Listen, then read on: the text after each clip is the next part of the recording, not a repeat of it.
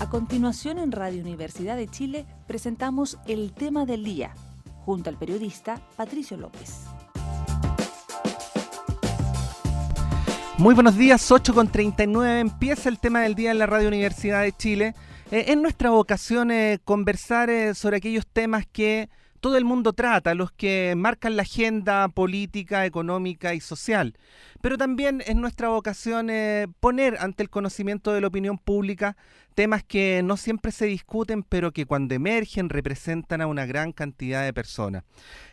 Una conversación en nuestro programa Tu Salud, un reportaje que tuvo muchas visitas en nuestro diario electrónico, visibilizó la situación de la violencia obstétrica. Las situaciones que ocurren en el contexto del parto, antes, durante y después, y que suponen violencia contra la mujer, cuestión que prácticamente no está tipificada en ninguna parte del mundo y que es un tema sobre el cual vamos a conversar hoy día para poder ponerlo encima de la mesa. Nuestro invitado es el especialista en medicina materno-fetal y miembro del directorio de la Sociedad Chilena de Obstetricia y Ginecología, José Poblete. Doctor Poblete, buenos días, gracias por recibir esta llamada. Hola, buenos días. En primer lugar, y para que nuestros auditores y auditoras comprendan, ¿cómo podríamos definir el concepto de violencia obstétrica? Bueno, esencialmente el concepto de violencia obstétrica se refiere a la atención del parto en términos de algunas acciones o procedimientos que las mujeres pueden no consensuar, digamos, que tienen que ver básicamente con las inducciones, con el uso de oxitocina, con el momento de la anestesia, que la falta de apego en el posparto, digamos. Ajá. Situaciones que no siempre, digamos, son bien entendidas por la población y que tienen un momento para su uso y que efectivamente hay algunas personas o grupos que en términos de un parto menos medicalizado consideran que es violencia obstétrica. Ahora, hay protocolos para los procedimientos médicos en una circunstancia como esa. ¿Por qué, a la luz de los reportajes periodísticos o de las investigaciones, hay tantas mujeres que denuncian que esos protocolos no se cumplen? Bueno, todas las instituciones, primero recordar que Chile tiene excelentes indicadores de morbimortalidad perinatal, porque desde hace muchos años atrás se ha promovido lo que se denomina la atención profesional del parto, que para un país como el nuestro en vías de desarrollo significa que las señoras dejarán de tener atención en su casa por una comadrona para pasar a tener atención sanitaria. Ajá. En términos de disminuir las infecciones, en términos de hacer más seguro el nacimiento de los partos. En la medida que nuestro país se ha ido desarrollando, van apareciendo la necesidad de satisfacción de necesidades que van un poco más allá de que la madre tenga una infección posparto o el recién nacido tenga un daño. Sí. Y en ese sentido, todas las instituciones tienen lo que se llama un manejo del protocolo del parto, que es acorde con la capacidad asistencial que tiene cada lugar. Digamos, una clínica privada debe tener un protocolo de atención bien diferente de un hospital regional. Pero existe protocolizado el manejo del parto. Ahora, una de las dimensiones, doctor, de la violencia obstétrica es la patologización, que no es una situación que se produzca simplemente durante el momento mismo del parto, está incluso incrustado en el sentido común, en el habla, esta idea de que las mujeres se van a mejorar, que se utilizaba muy frecuentemente hasta hace poco para referirse a las situaciones del parto. Quería pedirle que este concepto cultural arraigado lo apliquemos a la relación entre médico y paciente, porque claro, no es una relación estrictamente clínica, sino que también implica ciertos criterios, ¿no?, para la relación entre dos seres humanos. ¿Cómo aborda la medicina una situación como esta y cómo se hace cargo de este concepto, ¿no?, de la patologización del parto, que es uno de los que aparecen en la medida que este tema de la violencia obstétrica se empieza a discutir? Yo creo que ahí hay una mezcla de conceptos, ¿ya? Esencialmente, como usted dice, la patología obstétrica se presenta en un porcentaje de la población, ¿ya? Y eso aproximadamente es un 10 a un 15% de las pacientes tienen una patología obstétrica que necesita una intervención médica. Que no tiene, que es distinta al parto, claro.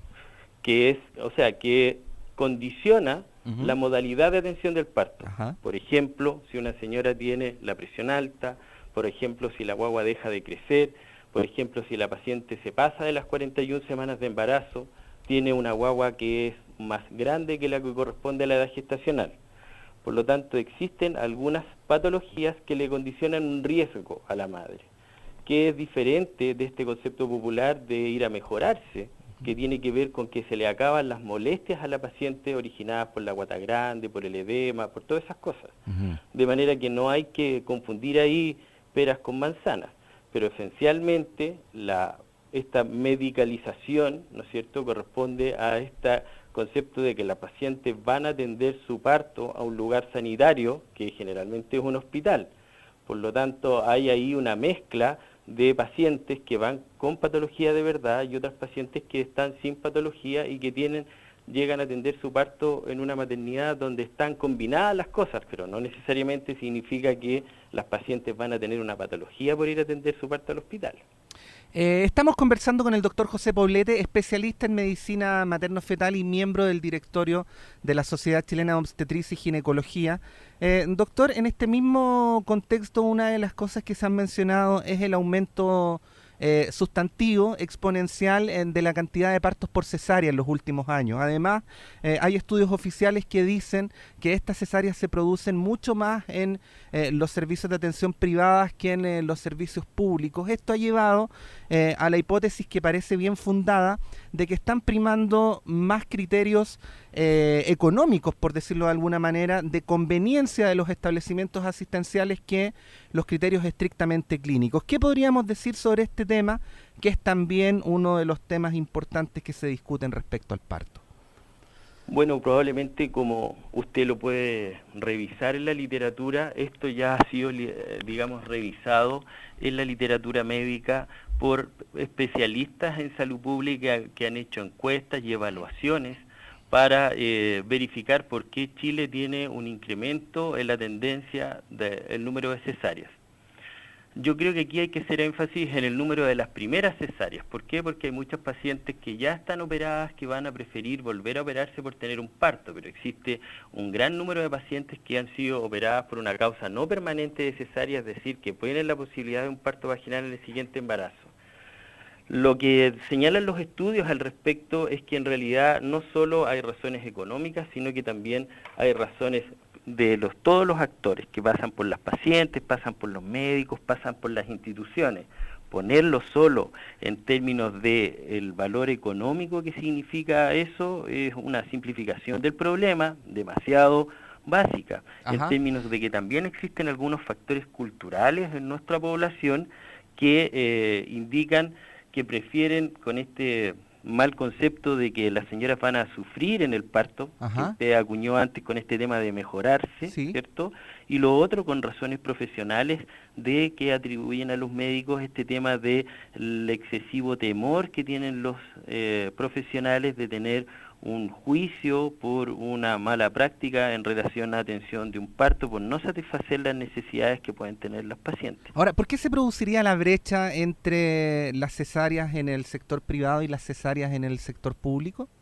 Yo creo que tiene que ver esencialmente con algunos factores que son a la vista. Primero, ajá, que tienen que ver con que en las como le dije antes, el alto número de cesáreas, ¿no es cierto?, se sigue manteniendo, no es el mismo si uno mira todas las cesáreas que aquellas pacientes por primera vez. Así que concentrémonos en las pacientes que van a tener su primera guagua y que efectivamente tienen una tasa mayor de cesáreas. Primero tiene que ver con este tema de la programación de los partos. Tanto las familias, ¿no es cierto?, como los profesionales prefieren tener efectivamente un día y una hora.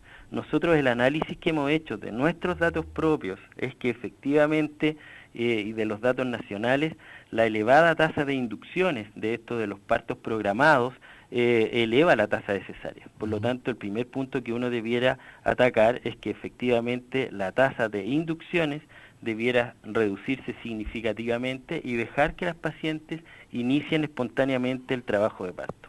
Lo otro que también incide es este tema de la demasiada personalización de los partos. ¿Ya? Las pacientes quieren que su doctor, ¿no es cierto?, le atienda el parto, el doctor que le ha controlado el embarazo y el parto, y muchas veces esa presión obliga a que los profesionales también ejerzan una inducción, por supuesto que de común acuerdo con la paciente, para que ellos estén presentes, y eso aumenta la tasa de inducciones. Por lo tanto, el primer foco es tratar de disminuir esto de los partos naturales programados con día y hora y dejar que las pacientes inicien espontáneamente el trabajo de parto. Ajá. En todo caso, las pacientes, en este caso, las mujeres que van a dar a luz, tienen el derecho a pedir parto normal si es que no existen fundamentos clínicos para recomendar lo contrario. Lo que pasa es que no es un derecho, Ajá. ¿ya? Es lo natural.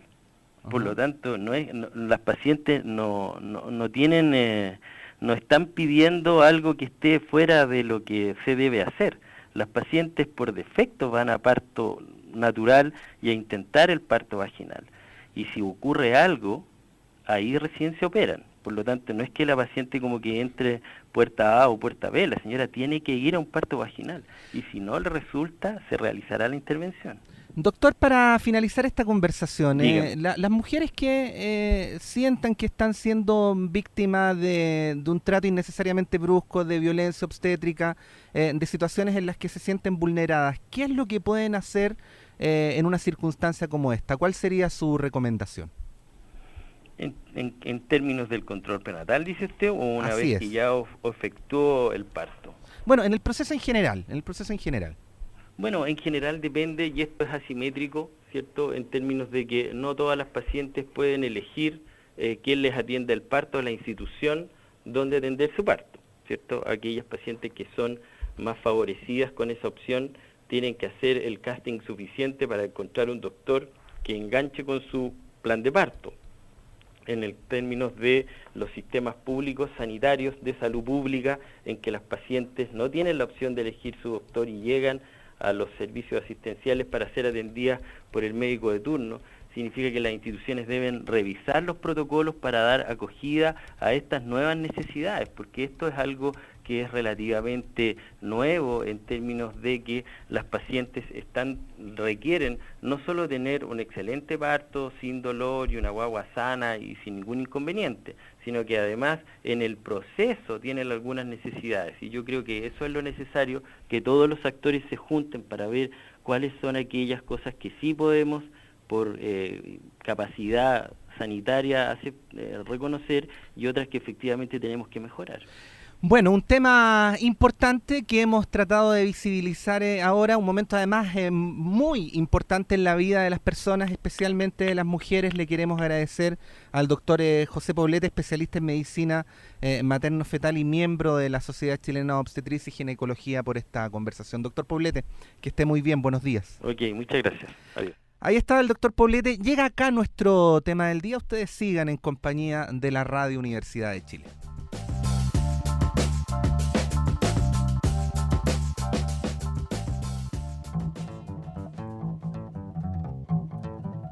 Cultura es noticia.